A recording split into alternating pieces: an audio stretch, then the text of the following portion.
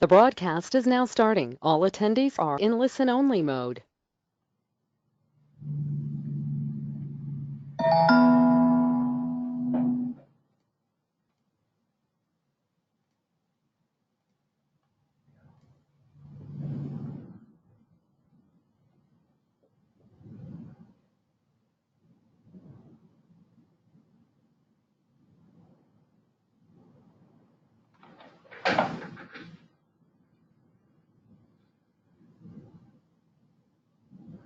Greetings, everyone. My name is Rick Gastelum. We're going to give it about a minute here and then get started with this webinar. Thank you for signing in. We're just giving folks another minute to get logged into the system here.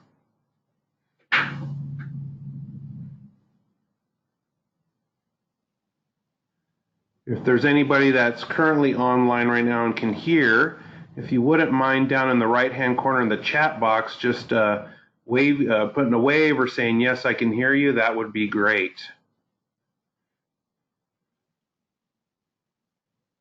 Perfect, I saw a hand go up.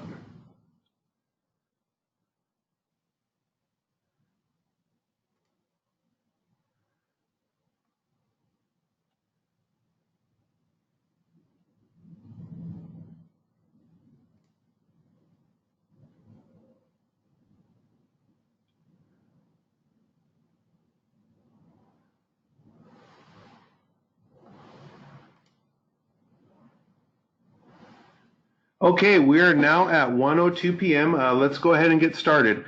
Welcome, everybody. Happy Friday. Thanks for logging in and joining us for this webinar today. My name is Rick Gastelum. I am the Chief Financial Officer and Business Manager for the Washington Farm Bureau. We are bringing to you today a webinar from our Farm Bureau Solutions consultation services. And the webinar today is focused on how to control your industrial insurance rates. We're bringing this free webinar to you all. It's for Farm Bureau and non-Farm Bureau businesses, free of charge today, because a year ago we received an agricultural human resources risk management grant from the U.S. Department of Agriculture that has helped support us to put materials like this together. We're coming up on the tail end of that grant, and we've got this webinar and another one coming up in about a week and a half from now called 9 Steps to Safety, or in essence, how to have a good workplace safety culture.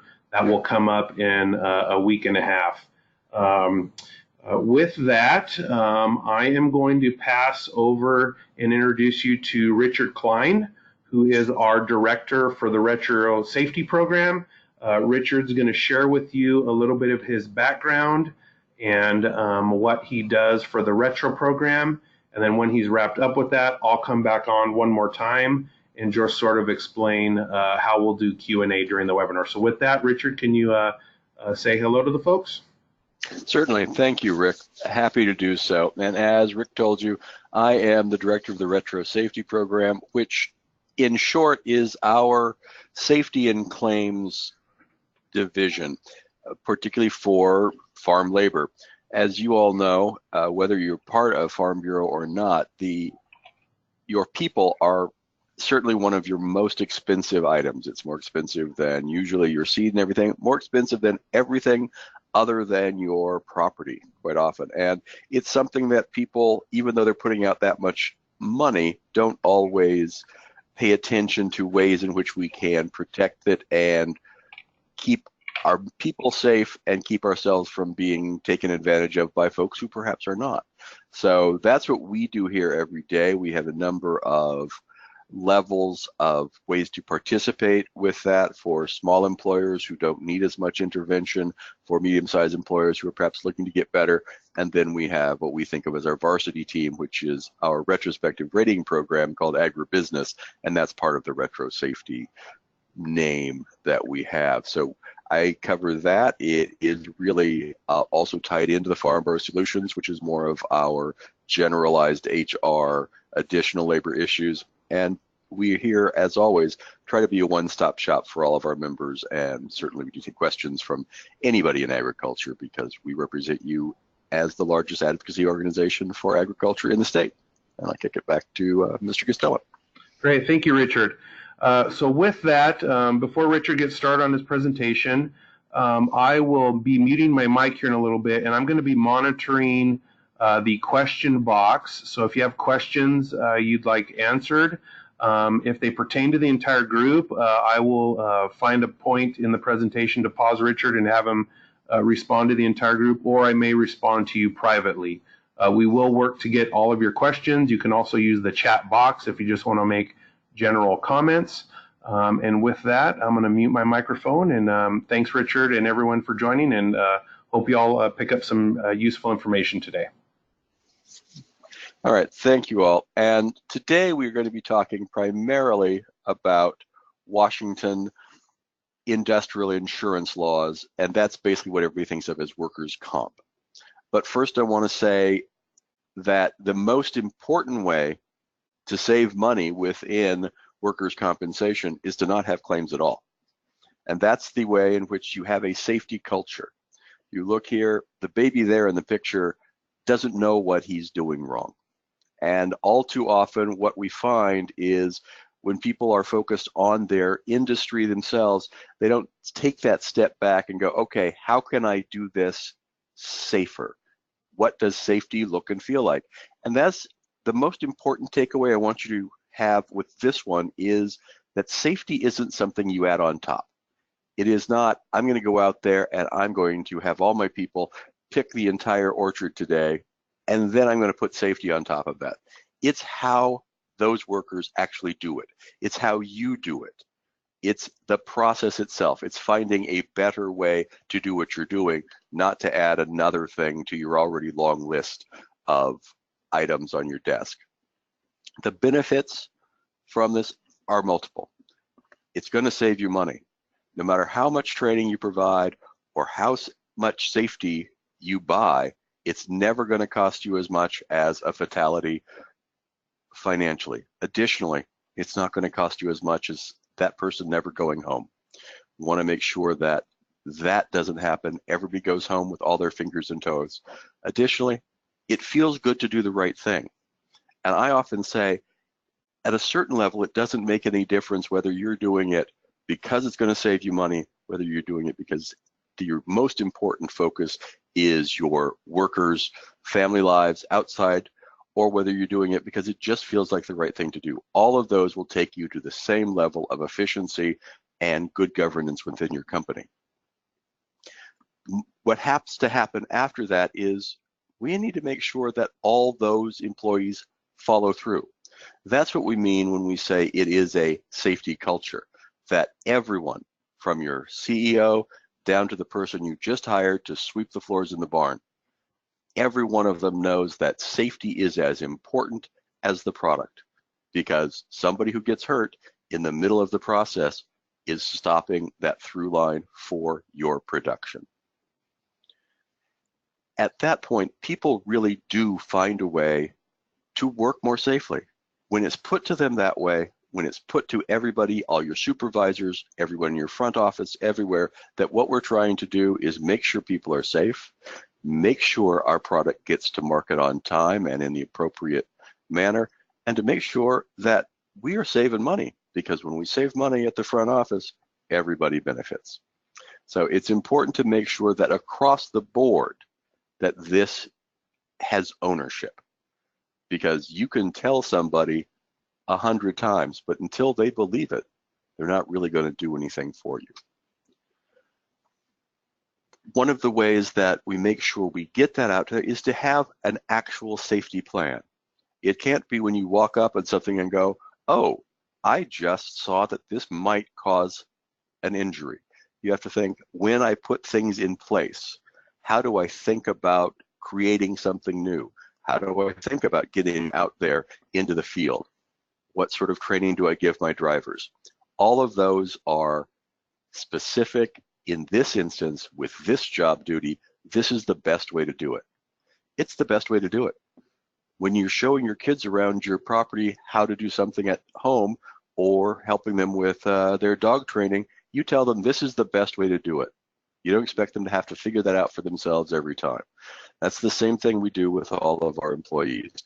This is the best practice. This is how we do it here. Sideline for the other reason for doing that, never assume they're going to get there on their own. My mom always taught me the first thing you learn about common sense is that it is not. And here, it sometimes feels like maybe we're doing a bit of babysitting, but that extra level of thinking about it means we don't have to babysit somebody all along because we never taught them how to take care of themselves. It's best to have that written down.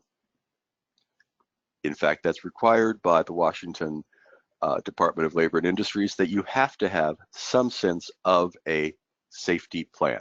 An accident prevention plan is what that's called officially. And you can talk to us or whoever else is providing your safety assistance to work together at having one of those if you don't. Additionally, remember that that can always be updated and should be. Your properties, your goals, your workforce are changing constantly in the modern economy. At that point, anytime something substantial happens, it may affect your workforce, it may affect your layout, it may affect your commodities. Any of those changes, another reason to look back to, have I made the safety plan encompass this new reality for me? The elements of that safety plan are there. We are always talking about buy-in, and that's the sort of thing we're saying. The management commitment, you got to walk the walk, talk the talk, do it all. Employees should be involved. People do better when in fact they feel that they have some ownership in it. It's not that I'm just doing this because the boss told me. I'm doing this because I understand why it is better for me and everybody else here. You need to identify hazards, because hazards can happen on their own. Nobody goes out there and says, I'm going to set up this new acreage to be the most dangerous it possibly can be. Those happen because we didn't think about it as closely as perhaps we could. And it's a changing property. Your crops are growing, water is changing, weather is changing. We have to be constantly on the lookout for those hazards. And the way that we make sure that people know that is because we train them to do so. When you bring somebody on, you tell them where the bathrooms are, where they're going to get their paycheck, who their supervisor is. Take a little extra time and make sure they understand what the literal lay of the land is, what items they may be using for their job duties, what items they may not be using for their job duties or should not do, and when things go wrong, who do they answer to? In an emergency, where do they go? Don't wait until that emergency. All emergency response should happen well before the emergency actually occurs. And this all comes down to most of you who are here are in management. And management means that you're not managing the seeds, you're not managing the soil, you're managing the people. And people are way more complicated than soil, seeds, or a combine. And they're going to be more likely to throw a loop at you. So have your thoughts and best practices set up before, because then you can deal with whatever life throws at you. Again, this is all before something happens. This is the way we avoid having a claim, having those costs that nobody wants. And always remember that indeed there are people out there who are going to fake an injury. There are people out there who are going to try to milk a system, but they are a very small number. What we want to do in today's assessment is how do we get people who were hurt, who have real concerns, how do we get them through the system as fast as possible so that there is no extra money paid on it. We all want people who are truly and honestly hurt to get well, get better fast, and get back to work, helping themselves and helping us as the employer. The best way to do that once an injury happens that keeps them from their original job, it's called modified duty. And what we do is we make sure that we bring that person back to work. In the Washington system, workers are entitled to time loss replacement if they can't do their job of injury. the employer has the right to offer that a modified job within the new restrictions. It is not required. If you don't do it, L&I can't come and make you do so any more than you can make a worker go to work. However, it's the one way in which you can save money, because if L&I pays time loss, it costs your rates between 4.5 and 9 times as much as it would cost you to simply pay that worker for working yourself. We'll also see that there's some way in which you can earn back a portion of those costs that you pay. And this is just a vote for being a good steward of your people. People get better faster when they have a reason to. So this is a quote that I've always really liked. You don't get injured workers well to put them back to work. You put them back to work to get them well. Somebody who has hurt themselves, and remember, we're talking about situations in which people have actually hurt themselves. They're good folks. We're not talking about the gold brickers of the world. That woman probably feels a little embarrassed because she hurt herself. She feels like you might not respect her enough as an employer. She feels concerned that, well, she can't do her job again. And most of us get satisfaction from our job, so that's making you feel yet again worse about yourself. If all of those things are competing with your recovery, it's not going to be as good. We all know that we get better faster when we feel like we're being taken care of. And what we're talking about here is being taken care of as a group. A lot of studies have shown that the number one reason for why a worker does not return to work or does not get well as fast as they might otherwise isn't what the treatment is, isn't whether or not they like the system, isn't whether or not they are in this insurance program or that insurance program. The number one reason why people don't get well faster is because they don't feel that anyone cares about their recovery.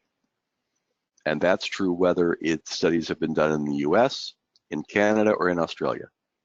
So what we want to do is make sure people feel like they have a reason to get better, and they're doing it within the context of what L&I lets us do in Washington. Modified duty, that means that we're finding something that this person can do. It's not regular duty, which would be the job that they had done at the time, but it's always better. It truly is always a better option. There are times that it truly can't happen, but those are few and far between. The employee is kept working, which means all the things I just talked about, we get them better to get well. Rather, we get them working to get well. So at that point, we keep them working. They feel like a contributing member of society and to their team. You get to see that person, someone who is feeling poorly about themselves, but no one's watching them. The government gets a phone call from them periodically. Their doctor sees them once a month. There's a whole series of ways in which they can derail themselves unintentionally or intentionally. It's much harder to fool a supervisor watching them 40 hours a week than it is those 2 phone calls to L&I and their doctor. Additionally, when we talk about how we create these modified duty, it can't be something that, okay, we're just going to throw them on and keep them out of the system. No, it's something that should be of value to the employer. We want to make sure that not only is the worker feeling like they get something out of it, but so should you as the employer, because otherwise it just sows dissent. I hear often that, well, I don't want to bring somebody back because then they won't be doing the same job and other people will think that they're just getting money for doing nothing. Again, refer back to what we just talked about, that in fact, it's something that is useful to you. And secondly, they're going to get paid by L&I. So By bringing them back, you are showing that not that they're doing nothing, but that in fact you care about them and that you are having them do something that will help the business itself. That resolves the issue of some sort of concern with other workers who may not be on modified duty. And finally, even though I sometimes hear that, well, we're not getting as much work out of this person as we might have, no. And that's part of the reason that L&I will reimburse you up to 50% for what you pay. There are certainly limitations on that, and we will talk about those in a brief moment. In order to offer this modified duty in Washington, the rules, and when I say the rules, I mean there are actual statutes on this sort of thing, so we can't bend them too often. We have to abide by them. The job offer has to be in a certain format, and most importantly, it has to be written so that the worker can see what it is that he or she is being offered and think about it critically. Importantly, particularly in agriculture, if you have a workforce that is bilingual or monolingual, it's always best to give it to them in the language that they read. Occasionally, if they are not literate in either language, make sure that it is translated for them within whatever language, and that you have documentation of that. But even if they are going to sign it and they are not literate in whichever language is their primary language, you still want to have a written document that they can sign. That offer needs to indicate what are those new job duties. Because remember, they're not doing the job they did before, or we just put them back to work. So what is it specifically that they are doing now? How does that meet their restrictions? If they were walking in the fields before and now they have to sit down, where are they? What are they doing? Do they have a chair? Do they have a stool? Whatever they use. Where is this going to be?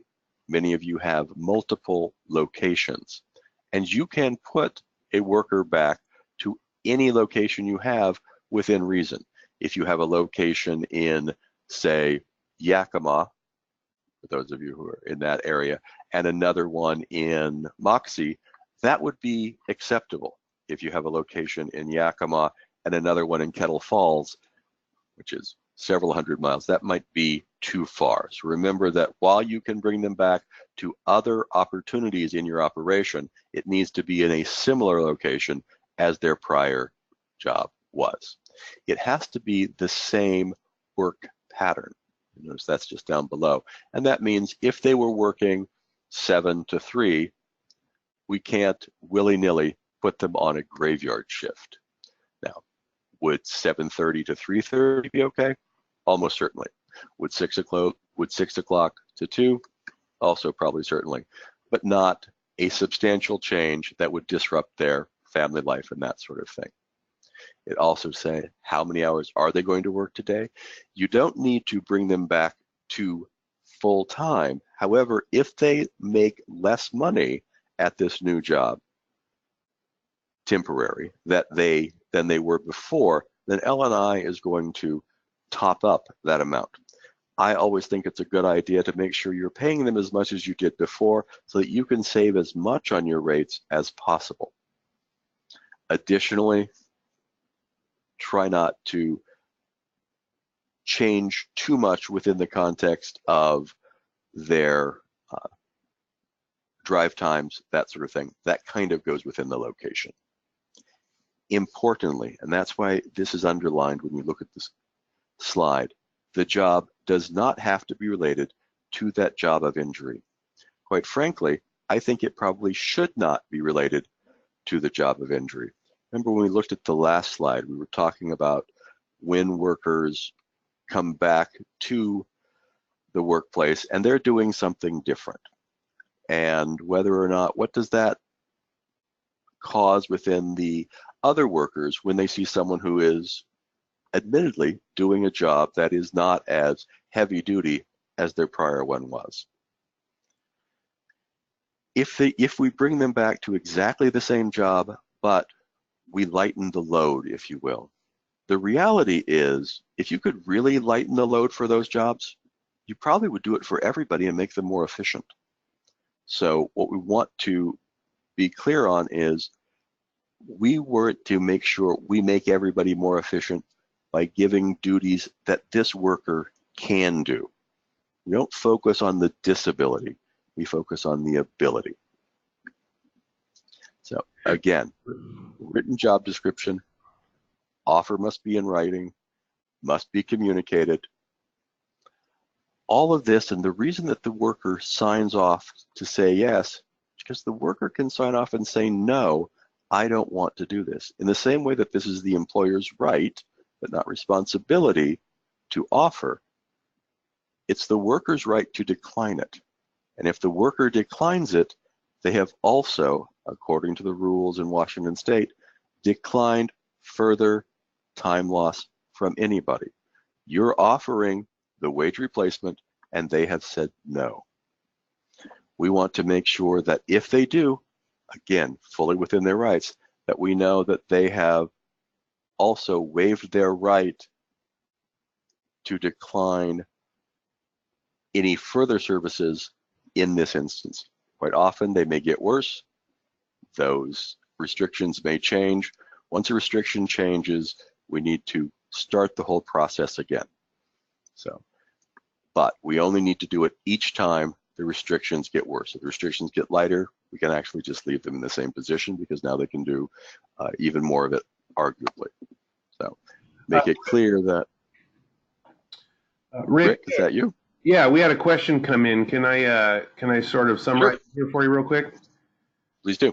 So doing this, I get the part like with insurance, not having accidents, of course, would not affect your rates in frequency. But with L&I, so why would an employer, I get the goodwill piece of wanting to bring somebody back to work so they can become healthy again and get to work. But how does that have an ultimate effect on keeping my rates low or not skyrocketing?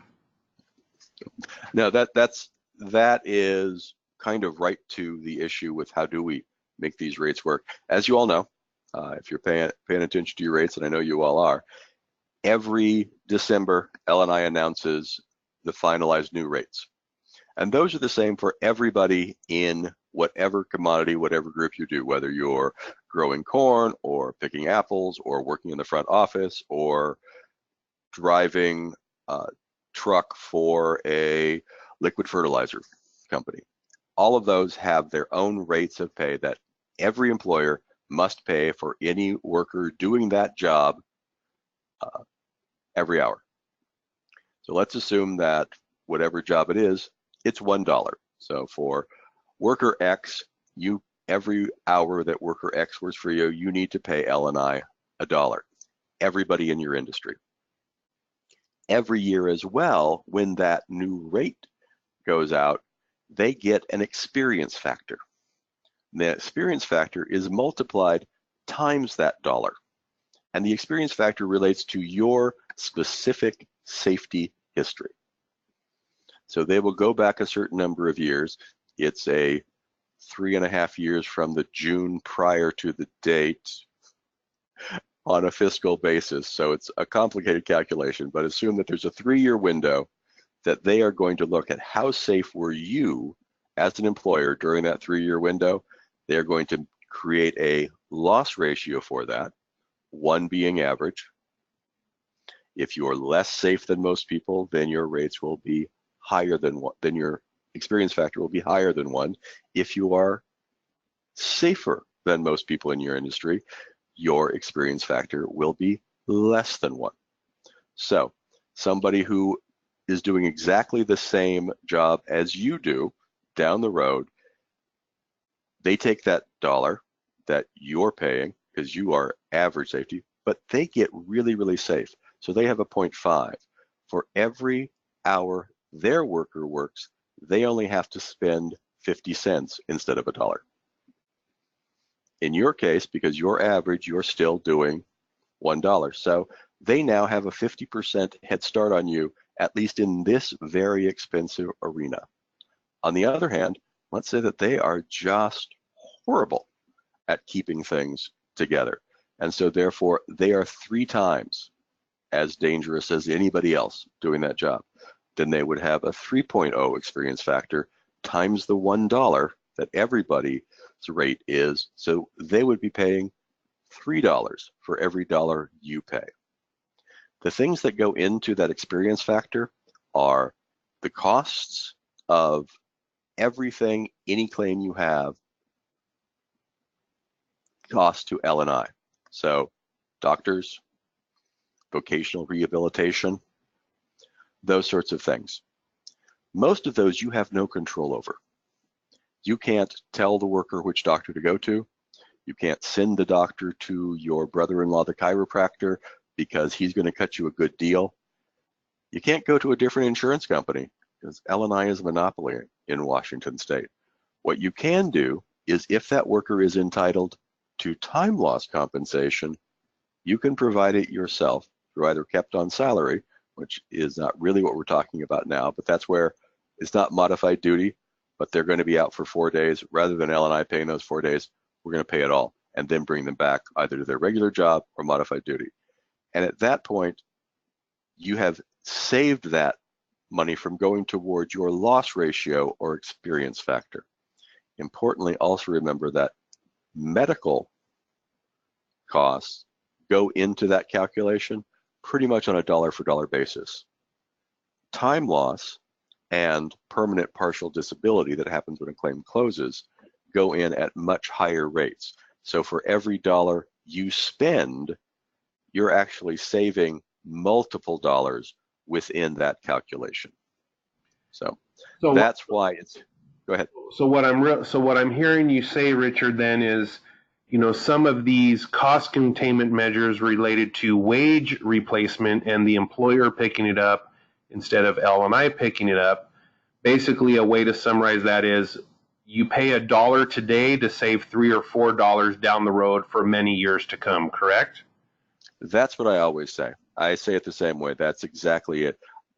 We're coming up on the holidays. Say you're going away for Thanksgiving, and so you've made a hotel room reservation, and the hotel says, well, it's $300 now if you pay us today, but if you wait and you can write us a check when you show up, but then it will be $1,200.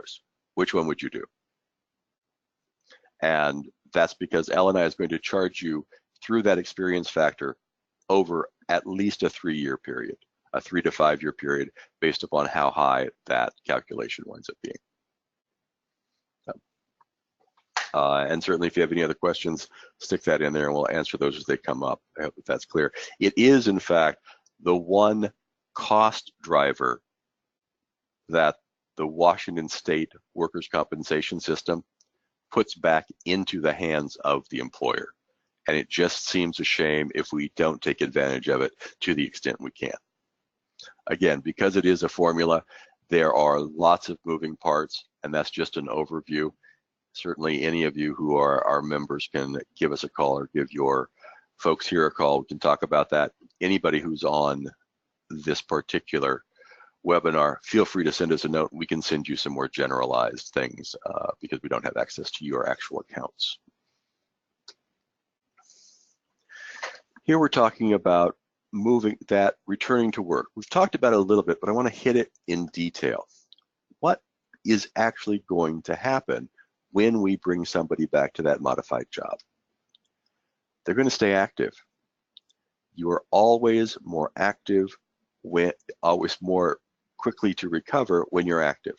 As we all know, our friends who are athletes get better faster than our friends who are couch potatoes.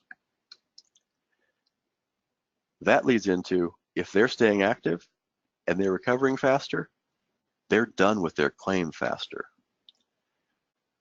One of the things that most of us know but don't think about is we socialize with our friends and coworkers more often than we do with the people who we live with quite often.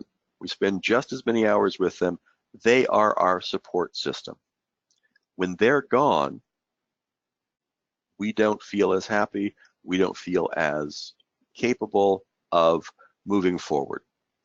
being able to go back to work and deal with those people fills in that gap. I also think what that contact shows is if you're sitting at home and you're thinking about how X job is or how you can do Y, that's not right in front of you, so you don't really know. So yeah, I heard a little bit, so therefore I don't think I can do it. If you're standing next to the fellow who is doing it, and sometimes doing it not as well as you might want him to, then you go, oh, I can do that. And it just makes you feel like you're back in the game that much faster. It often reduces re-injury because we're keeping people in shape, if you will. Being able to do that job and being able to do any job with your hands, with your feet, keeps your body in check. We all know something we haven't done for a while. We go back in the first few times we try to do it, we're a little fumbly. This keeps people in the game once again. So therefore, when they do come back, they're less likely to have an error injury. Makes the worker feel better about themselves. Again, remember, the number one reason why claims take longer is because an injured worker feels like no one cares. I know that's touchy-feely, and for those of you who know me, I may not be, but it's true. Study after study has shown that. This person now feels like, oh, I haven't been kicked to the curb because I got hurt. I'm valued, I have something to contribute, makes it much more likely that you are going to contribute that. It provides a sense of job security. When somebody gets hurt, and even if the state is paying them, being on the dole doesn't necessarily make you feel like, oh, I can always be here. But my employer values me, is paying me, and will bring me back to my original job, keeps them from just sitting on that dole. And as I said before, it allows you to focus on the ability, not what I can't do, but what I can do. We all know that when we're training somebody, that the first thing that they realize, oh, now I get it, the floodgates open and they get everything else that much faster. That first ability will lead back to more abilities. If we're not focusing on that, we really stand a great chance of workers, doctors, everybody focusing on what this person cannot do. Really underlining, bringing people back to work not only benefits them, benefits the employer as well. We just talked about how it reduces your time loss costs. It is that experience factor, and you are paying for that experience factor, remember, over a 5-year period, because they're going to raise your rates based upon it, and then your rates are going to go down from that peak. So it will take you that long to get back to zero if you have no other injuries, if you have nothing else to contribute, much less if there are other costs, whether or not they include modified duty. Or you maintain that employer-employee relationship.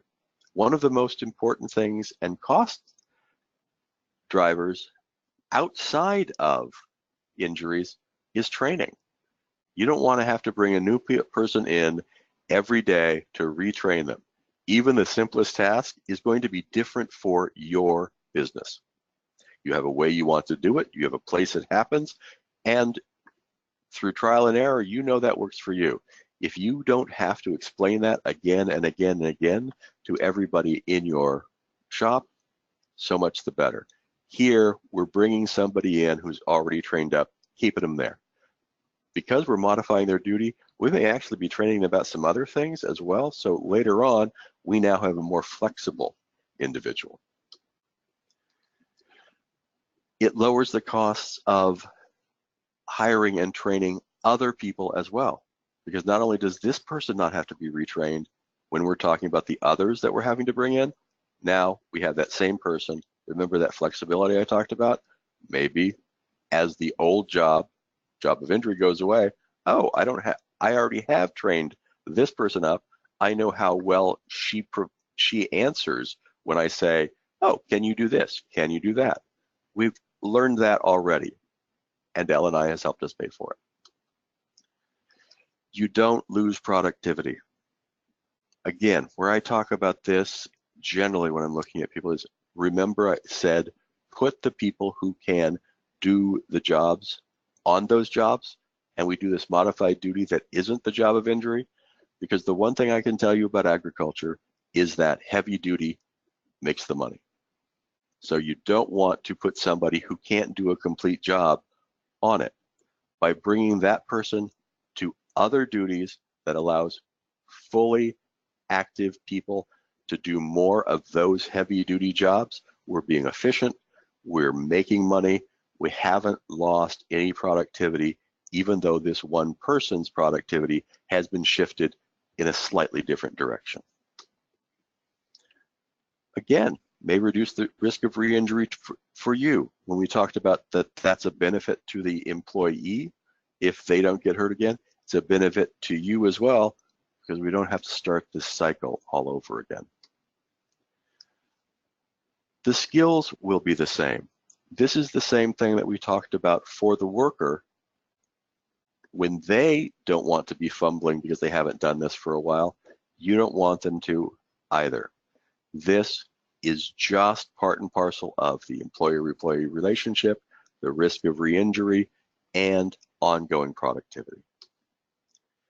It also shows other workers that, in fact, you care.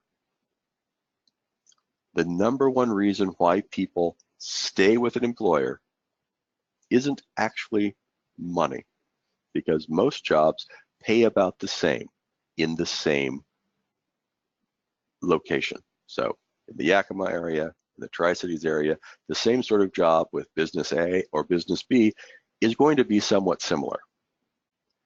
Based upon that, workers stay where they feel valued, and that helps us. So all that being said, that's all the reasons that we want to do this modified duty. But what exactly is it? And this is where I'm going to say, I like the phrase modified duty over light duty. When people say light duty, what they often see is we take a job and we take one piece of it out. Everybody else has to do it, but this worker doesn't, and we'll find a way to do it for this one worker. If we could do it efficiently for that one worker, we would do it for all the workers. But to the extent that it costs us money, productivity, and time, we want to make sure that we modify duty, and modified is what modified duties can this worker do, not what job were they doing. We don't want to make other people feel like they are getting short shrift because one person who may have hurt their arm now doesn't have to do their job as efficiently or as well as you would expect other people to. All your workers should be contributing to the best of their capabilities all the time for you. So allow each and every one of them to do that. Hey, Rick, quick question somebody had. They want to know who's going to ultimately determine the worker's abilities, the injured worker's abilities. The injured worker's abilities is always eventually determined by the doctor. Let me go back through here and I'll show you where we briefly mentioned that. I apologize, it wasn't clear. Notice there, when we talk about offering that valid modified duty work, must be approved by the worker's medical provider. The worker's medical provider is the one who says, oh, whether or not does this cut to their hand keep them from doing their original job or doesn't. Sometimes it won't. They're released a job of injury. When it does keep them from their job of injury, the doctor is the one who provides it. And it's their attending provider, which when you're seeing someone for a labor and industries claim, a workplace claim, L&I always requires the case to have an attending provider, the one person who is following it through. You may see a different type of thing. If you have a surgery, you have a number of doctors in the room, but the surgeon for that period of time is the attending provider. It may not be your primary care physician, because if in fact you, again, had a broken bone, they're going to send you to some sort of orthopedist for that broken bone. So the attending provider gets to decide. They get to decide based upon what? Based upon whatever the duties of that job were. That's why we want to make sure that we are involved early on to let the doctor know, oh, I understand that Bob can't lift over 50 pounds for the next 6 weeks. Bob doesn't have to lift 50 pounds. If Bob doesn't have to lift 50 pounds, that restriction doesn't affect his job of injury. So we want to make sure that we're having a conversation with that doctor about this modified duty early on, no matter what we think his restrictions might be, because we want to make sure if he isn't restricted from his job of duty, whatever restrictions he has are irrelevant. He can't use his right thumb. Well, he only uses his left hand. He can't stand for longer than 4 hours. Well, he's a driver. He doesn't have to stand for longer than 4 hours. All of those are things that when you see it in this light, the doctor doesn't necessarily know. So we have to provide that to them. In the same way that we provide that to them, returning back to here, we have to provide them what job duties do we think meet those restrictions that the doctor has provided to us. And the doctor will provide them in a document called an activity prescription form. And it simply lists out all doctors in L&I, fill those out. It says they can lift X number of pounds. They can use their right hand, seldom, never, occasionally, always. They can use fine finger manipulation. They can climb stairs, those sorts of things. Very standard format, helps you look and say, does my job of injury or does my modified duty job actually meet those same restrictions? When it's a modified duty, again, it's something that we're helping them return to the workforce for all those good reasons for us, for all those good reasons for them, at this temporarily modified position that doesn't require them to lift 50 pounds, climb stairs, whatever that might be. That's the work activity conforming with the healthcare provider's guidance. Notice it says guidance. It's with us helping them. The doctor, if he doesn't know anything about the job of injury, it's going to be pretty hard to say they can't go back to that job. In fact, when we talk about that activity prescription form that I mentioned, it doesn't say they are restricted from being a combine driver. It says they are restricted from climbing stairs. They are restricted from lifting over 50 pounds. So we need to get those job descriptions back to them in a timely manner as quickly as possible. Again, focuses on what the worker can do, not what they can't do. We know what they can't do. That's what the doctor has told us. So we want to focus on what they can do.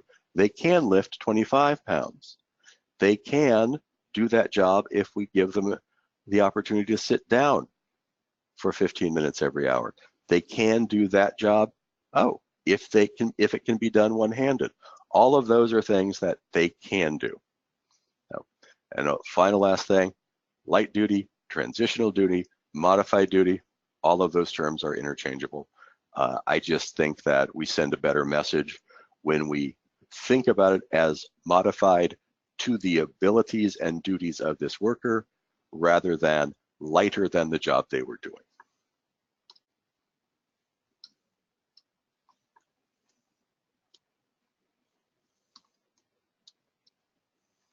And my screen's just stopped. There we are. Apologize for a little bit of a glitch there. How do we come up with modified duty?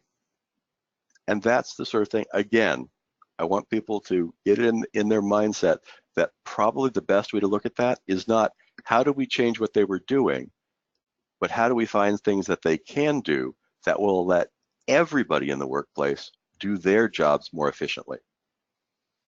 And by that, I sort of say, what is it in your workplace where this worker works that isn't getting done? All of you are working harder than you would like. You are doing more with less. That is the modern economy. So what are those duties that, for better or worse, aren't getting done? Again, those heavy duty jobs, those jobs that require you to be in the field for 9 hours, that require you to lift 50 pounds, those are going to get done because those are the ones that make you money. But while people are doing that, when they don't have enough time to do those side jobs, little things, keeping track of paperwork, making sure that we've made that everybody who comes and goes into our organic opportunity has washed their hands when they go to the bathroom, making sure that people who shouldn't be in our property aren't in our property. All of those things, which don't require 50 pounds, sometimes get a little left by the wayside. Yes, we have an excellent shop here and this person can't lift the 50 pounds for the engine, but you know what they can do? All of those parts that we have been shoving in the corner while we're working really hard to get through harvest, well, they can sort those and then we don't have to do them later. Or every time we hit this number of pieces of paper, we have to sort them and staple them. If they can count to 100 or 75, they can put all of those receipts together, staple them, and they're not having to climb stairs to do so. What is it that other people don't like doing and therefore keep shoving to the wayside?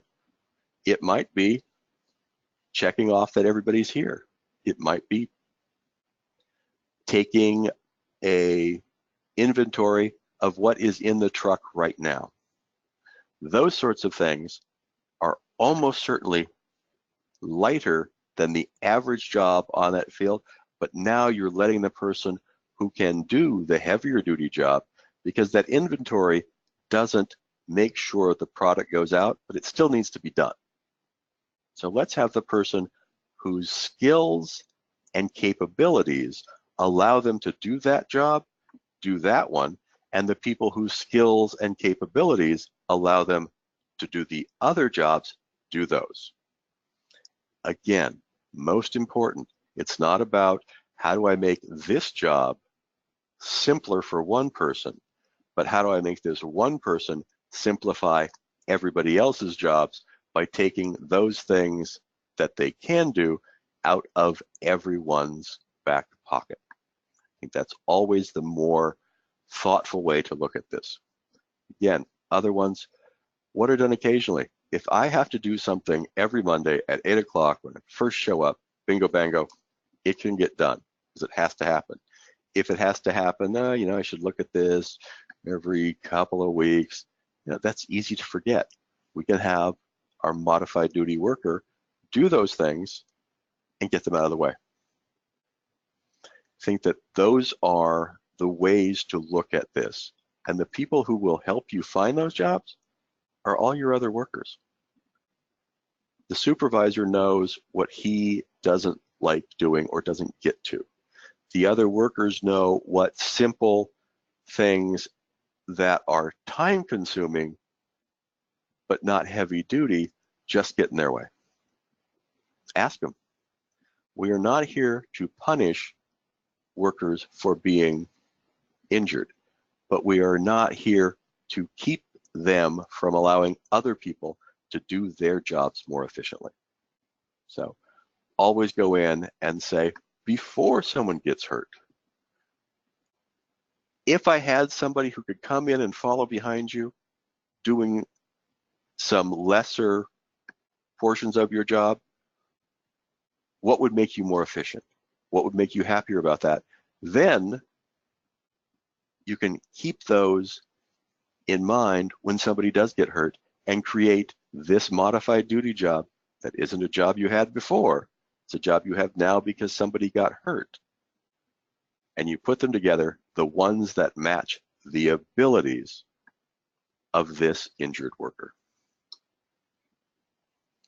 When you've done that, and you've come up with the job duties, had an injured worker present back to you, found the actual duties that fit this time of the year, this particular job site, this particular worker, created that job offer, had it approved by the doctor, gave it to the injured worker. They said, sounds good to me, and they started. You now know that your rates are going to be lower because you've taken that wage replacement out of L&I and you're doing it yourself, plus you're now getting more efficient workers. Just to help you do this, L&I has what's called the Stay at Work program. And essentially, it's an incentive to do all of what's already helped you if you've done it in that way. And once you're paying a worker modified duty in keeping with their restrictions, you can apply to L&I and they will reimburse you 50% of those wages, up to a maximum of $10,000 or 66 days of work. And that's on any given claim. So this is how much you can get anytime there's a claim. The same worker could get hurt again and you could start all over again. When we say $10,000, that means that if in this modified duty position, you wound up paying $5,000 to this worker, L&I would give you back $2,500 when you documented that and sent in the $10,000, they'd give you $5,000. $20,000, they'd give you $10,000. $30,000, they'd still give you $10,000. That's the cap. Similarly, they will pay for up to 60 days of work. What that means, 66 days, excuse me, of work. What that means to me is that we probably don't want to be asking for it every week as we're paying them, because perhaps one day they work 6 hours, another day they work 3 hours, or they take an afternoon off to go see their doctor, so they only had 4 hours in that day. We want to get as much of that $10,000 back. So we want to go through and choose the days in which we paid them the most in order to get up to that $10,000. In addition, because we are quite often creating a new position, that's the modified duties, we have to provide a little bit of training. Yes, this worker can do the sort of sorting or filing that we want them to do, but they don't know how we do it in our office, so we need to train them for this. L&I will spend up to $1,000 on training. Most clearest example that I've seen is quite often on a construction crew, perhaps even for some agriculture, you need a flagger, a much lighter duty than the people who are actually building a road or clearing a field, but they need to know how to flag. You can send them to flagging training. It's less than $1,000. If they need specific clothing for their job, up to $400. You can pay that, buy it for them. L&I will give it back to you. This is not something that happens too much in agriculture because it needs to be clothing that you wouldn't get on the market. It's not, oh, they need another pair of pants. Oh, they need another pair of gloves. However, it may well be that you need some particular clothing in a controlled atmosphere room or that sort of thing. Those are the times you want to look to, is this a place where they can do it? It does need to be a specific specialized item. Additionally, tools or equipment up to $2,500. And this is where thinking out of the box is really, really helpful. Does this training require a computer that you don't have? Well, we'll pay for the training, but the worker also needs a computer. So up to $2,500, L&I would cover the computer. So if it was a small tablet, that might be helpful.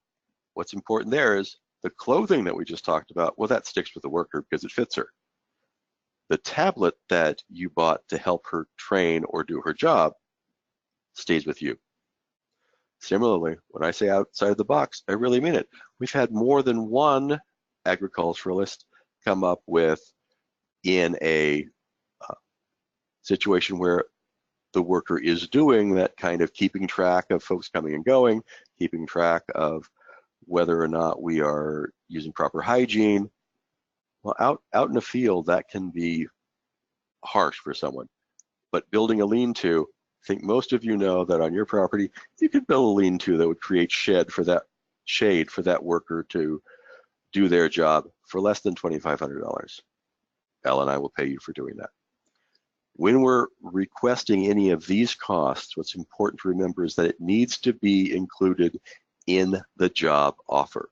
We can't 6 months after the worker has been doing the modified duty go, oh yeah, I bet I probably needed a computer for that.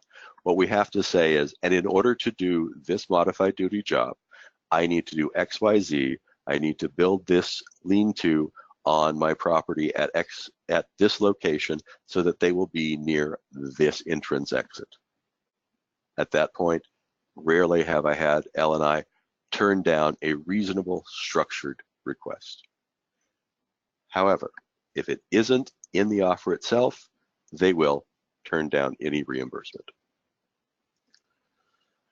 Hey, Rick, just a quick little time check. We're at 2 o'clock. Not that we have to stop, but I just want to kind of let you know where we're at. And then we had got a good question that came in here in regards to the modified duty jobs getting approved by the attending physician.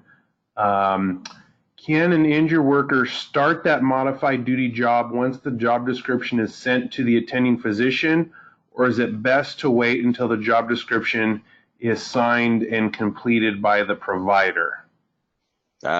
Very specific, someone who's done this before. Yeah. So one of the things, I think it's best to start the worker right away, because if the doctor is too busy, and doctors, for good or bad, are generally, they work long hours. They have a lot of patients coming in, so they may not get to it the second we send it to them. If we send it to them on Monday, have the worker start on Monday, and they sign it on Wednesday, under the statute, it relates back to Monday. The worst case scenario that can happen in that scenario is that the doctor says, oh, you didn't quite get what I meant by that. No, I meant they had to have X. At that point, we can say, oh, okay, we've modified that and send it right back to them. Keep that worker going, keep it from going back to L&I, keep all of our benefits accruing. So in those situations, and even if on the rare occasion where it just blows up in our face, the doctor is just not going to play ball, we've at least brought this worker back to modified duty of some sort, kept them off of time loss for however long we've managed to do that until we know that a different solution will have to be met. So yes, that approval will relate back in time, and that shouldn't be a problem for anybody. So looking at this one, and we will be wrapping up pretty quickly. So in this one, reimbursement for employers. This one's here, it's the wages, the training, the tools, equipment, the clothing. It can, in fact, almost feel like you're raising money. Admittedly, this is a very large entity, but one of our best success stories is within doing this particular type of reimbursement, and one that's more permanent for workers who their claim is going to close, but they can never go back to their job of injury, and that's very specific, and that's called preferred worker. But the dollars and the structures are very similar. Between those, we have an employer in Eastern Washington who earns between $100,000 and $115,000 in reimbursements for jobs where the workers are providing their services to the employer, $100,000 to $115,000 every year. I think we all would like to see that.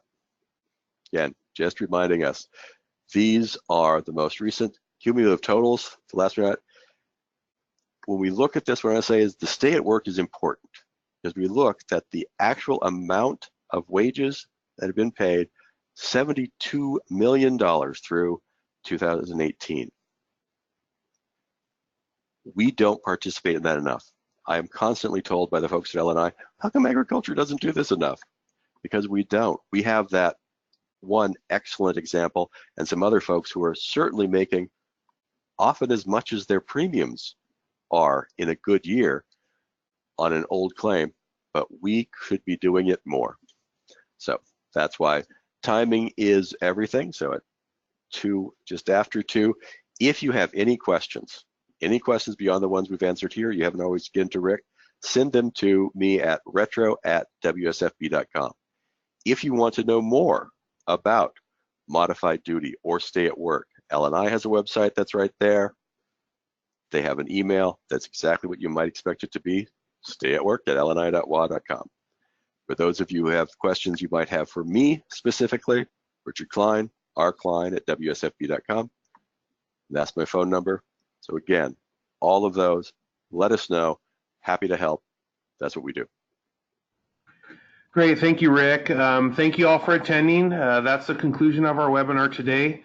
For those of you that are on, we're going to go ahead and have Richard leave up his email and phone number here for a couple of minutes in case any of you wanted to take it down. Also in the chat box, I put both his email and mine. If you have follow-up questions, or if you're currently, for those of you that are either not Farm Bureau members or not using Farm Bureau's retro safety services, either one of us would be happy to talk to you about those consultation services that are available to help you with any and all things related to labor and industry. So again, for those of you that joined us, I hope this information was useful. Thank you for attending, and keep an eye out for an email coming out later this weekend. We have that accident prevention or 9 steps to safety and a good safety work culture webinar that'll be on September the 30th. Thank you and have a good weekend.